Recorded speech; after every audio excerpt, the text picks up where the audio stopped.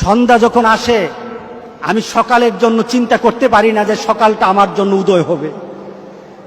সকালটা যখন আসে আমি আমার নিজের জন্যই চিন্তা করতে পারি না যে সন্ধ্যাবেলা আমি বেঁচে থাকব। সুতরাং আমি আমার জীবনের যা করার এই মুহূর্তে আমি আমার করে নেই, আমার পরিবারকে বলে নেই। মুহাম্মদ ইবনে ওয়াইস উনি ঘুমানোর সময় তার পরিবারকে বলতেন আল্লাহর হাওয়ালা করে দিতেন, আল্লাহর হাওয়ালা করে দিতেন। ঘুমানোর সময় তার পরিবারকে বলতেন তোমাদেরকে আমরা আল্লাহর হাওয়ালা করে গেলাম, আমি আল্লাহর হাওয়ালা করে গেলাম, আল্লাহর কাছে ছেড়ে গেলাম। ওনাকে বলা হলো প্রতিদিন কেন বলেন? উনি অত্যন্ত আবেগ ভরে বলতেন আমি জানি না এই ঘুমের পরে আমার জন্য আবার এইভাবে দোয়া করার সুযোগ আছে কিনা। আমরা ঘুম থেকে কোন দোয়া পড়ি? ঘুম থেকে উঠে কোন দোয়া পড়ি?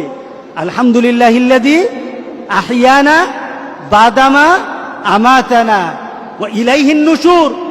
এই যে আমি ঘুম থেকে উঠে মওত থেকে আবার নতুন জীবন পেলাম, আলহামদুলিল্লাহিল্লাযী আহইয়ানা, ওই মাবুদের প্রশংসা যিনি আমাকে আবার জীবিত করলেন। কারণ আমি যখন ঘুমাই তখন আমি মরে যাই, আমি যখন ঘুমাই তখন আমি কি? আমি মরি। আমরা প্রতিদিন তো মরি। আমরা ঘুমের সময় কি দোয়া পড়ি? আল্লাহুম্মা বিইসমিকা আমুতু ওয়া আহইয়া। আপনি কি ঘুমাইতেছেন না মরতেছেন বলেন? হ্যাঁ, এবার দেখি আপনাদেরকে পরীক্ষা নেই দুনিয়ার। আপনি কি ঘুমাতে যাচ্ছেন নাকি মরতে যাইতেছেন? আপনি ঘুমাইতে যাইতেছেন না, কিন্তু দুয়ার মধ্যে কি বলতেছেন?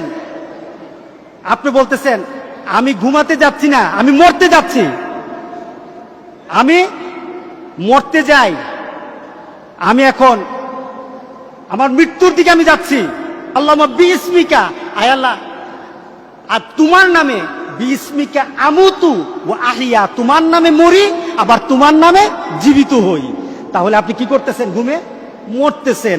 আর ঘুম থেকে কি উঠে বলেন আলহামদুলিল্লাহিল্লাযী আহইয়ানা।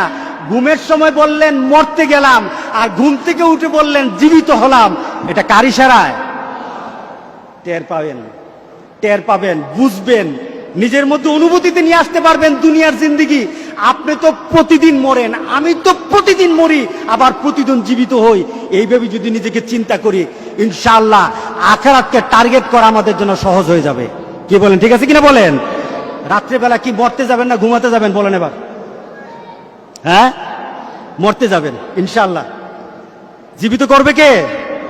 জীবিত। এই চিন্তা যদি আমাদের মধ্যে চলে আসে, ইনশাআল্লাহ জীবন পরিবর্তন হয়ে যাবে। আল্লাহ যেন আমাদের জীবনকে আখিরাতমুখী করে দেন, আমাদের টার্গেট যেন আল্লাহ আখিরাতমুখী করে দেন, আমাদের চিন্তা চেতনা যেন আখিরাতমুখী করে দেন। আমরা যেন আখিরাতকে চিন্তা করে চলতে পারি।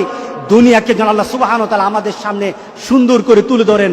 আমাদের অন্তরে যেন আল্লাহ সুবহানাহু ওয়া তাআলা ধনীত্ব, মর্যাদা, এবং আমাদের অন্তরের মধ্যে যেন আল্লাহ সুবহানাহু ওয়া তাআলা ফকিরি উঠে আমাদের মধ্যে যে আল্লাহ সুবহানাহু ওয়া তাআলা গনি বানিয়ে দেন। সবাই আল্লাহুম্মা আমিন। আসসালামু আলাইকুম ওয়া রাহমাতুল্লাহি ওয়া বারাকাতুহু।